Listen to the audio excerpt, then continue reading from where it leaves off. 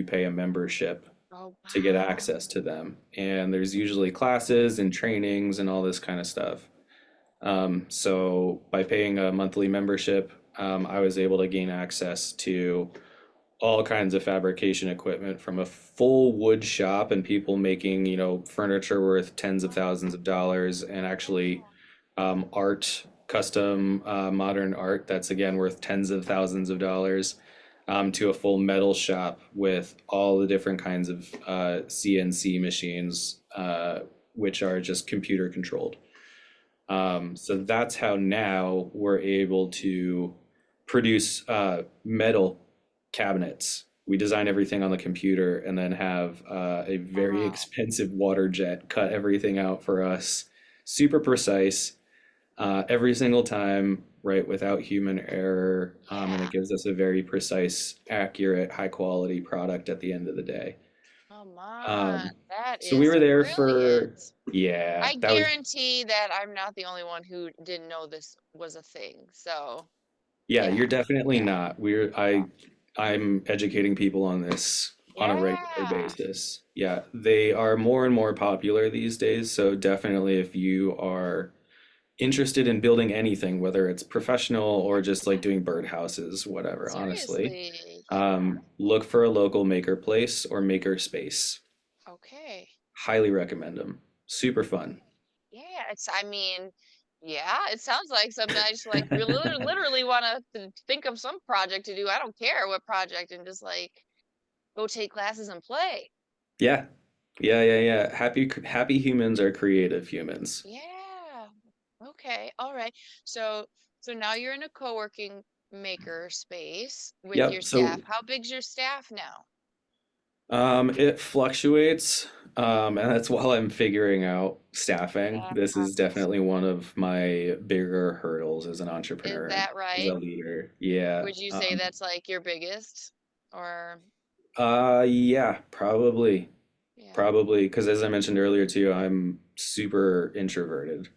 Yeah. So managing staff, and we're doing a lot of really complicated Mm, work that needs to be high quality, and it's got to be really done really accurately. So part of my struggles building this business is what we call errors and omissions. When we start out at every project, right, and you're asking about profit, when we start out every project on paper, tons of profit. yeah. We've got great margins. It's awesome. And then you get into the project, and we're building custom homes, You which, as are. everyone knows, is complicated. And you see the size of crews on custom home builds. And it's not just because of the size, it's because of the amount of work that has to get done. For sure. You could use the exact same size crews building vans I easily. believe you. Yeah, 100%. Um, but no, we kind of all have to wear multiple hats. We're electricians, we're carpenters, we're plumbers, we're cabinet makers, we're metal workers, all the things. Is there a governing body for Um, like this type of thing? there is in the RV space, there's the RVIA. Um, now that the van life thing has started to come online, there are some van companies that are RVIA certified, and that's so they can be sold at dealerships. Yeah. But no, there isn't really. It's a self-governing industry at the moment, but I don't think that's going to last long. There No. are rumbles and conversations starting to happen of some kind of van life association, van builders association, Mm, and there should be. And this is one of the things yeah. that we're doing all the time is educating people on the difference between, yes, it is expensive to have a professional builder build you a custom van, Right. but the cost and risk of having someone do it out of their garage uh, is high, right? Right. What I That's was right. building for my first rentals out of my garage compared to what we're building and charging for now, Yeah. two completely different things. I'm sure of it. Oh my gosh. Yeah. Um, so So we where do were you find the people that help you build the vans these days? How do you find people? really, really good question. Oh, The best ones have found us. okay. Oh, how interesting. Yeah. I've used kind of the more traditional recruiting techniques like Indeed. I Yeah. do Facebook and Craigslist posts. Um, and all of the kind of recruiting that I've done, so to speak, um, I've not really found what I'm looking for. What I've found is people who are looking for a job, Right, right, right, right, right, right, right. and that's not what you need in a lean startup. Nope. So the ones that have turned out the best are the ones that have found us, that have said, I want to do this kind of work. And then they go looking for a van company and they find us and Yeah. they interview with us and said, yes, like this is where I want to be. Wow. Okay. That's awesome.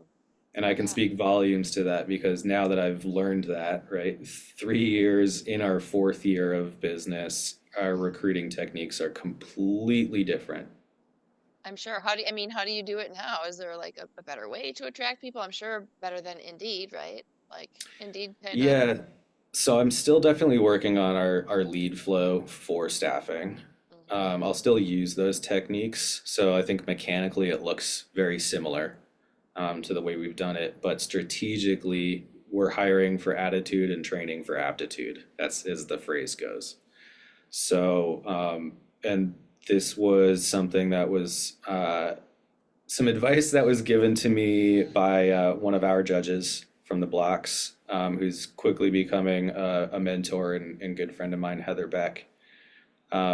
She has her company pillars, a couple characteristics that are crucial to the business, staff, decision making, all this kind of stuff.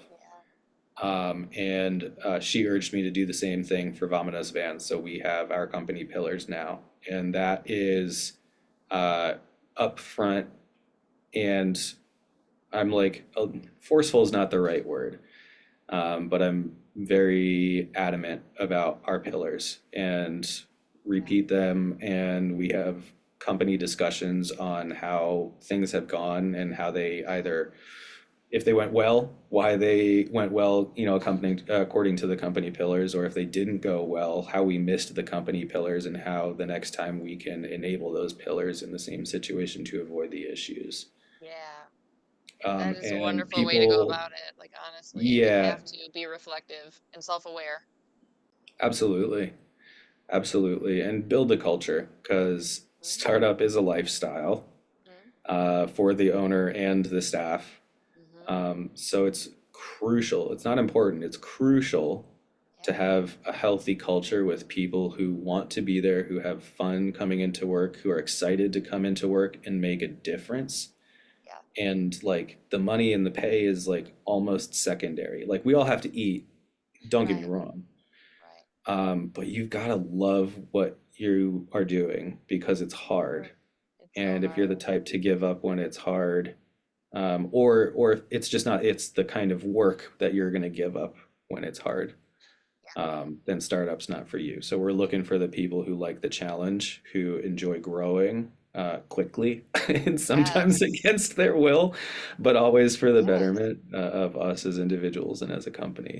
And that's what we're looking for. I can train skills. I've learned that. I've learned all the skills myself, so I can Yeah. teach people the skills. And That the makes right so people much will want to learn sense. those skills. Yeah. When you're doing something that people can't go get a degree for, I think, right? Like that's probably the best approach. And then you can teach them exactly how you want them to do it, Yeah, right? Like I'm guessing if you like go find like some recent engineering grad, they're gonna think they know more than you. This is all just me guessing. As someone who's been around recent grads, they think they know sure. everything, and yeah, Yeah. yeah, Yeah, what we have found the parallel is people coming from a more traditional construction background, yeah, and trying to get them to conform to van building. And it's we obviously we're doing a lot of the same stuff, a lot of the same tools, but the right, strategy and the steps and the considerations are all very different when you yeah, start putting them into a moving, vibrating, rotating, twisting uh, metal box with complex compound curves everywhere, and nothing is square, and nothing is flat, and nothing is parallel. And you've got to deal with uh, rapidly changing climates, right? In a yeah. single day, you could go from freezing to like 70s. Oh, I And never ever thought of that. And traditional construction materials like wood Yeah, expand and contract and deal with all that stuff differently. sure. That Does working with aluminum like help mitigates or a lot of yeah, that. yeah. Oh my We gosh, don't have the okay. expansion contraction. You don't have to worry about rust, rot, or mold like you do Yeah, with steel or wood. There's sure. all of the lightweight considerations, and that also makes it easier for us to keep the campers quiet. Anyone who's ever taken an RV or a camper anywhere will tell you about the squeaks and the rattles and the bangs. The lighter it is, the easier it is to secure it, and keep everything still. And then because we're not building with wood, I should say primarily, there are definitely Yeah, still things that we have that are wood, and those sure. we've considered heavily, and wood is the correct thing to use. But with the majority of our build framing and cabinetry being aluminum, we don't have the expansion and contraction issues. Hmm. Therefore, we don't have gap and tolerance issues, so we can keep everything nice and tight and nice and Right. secure and nice and quiet.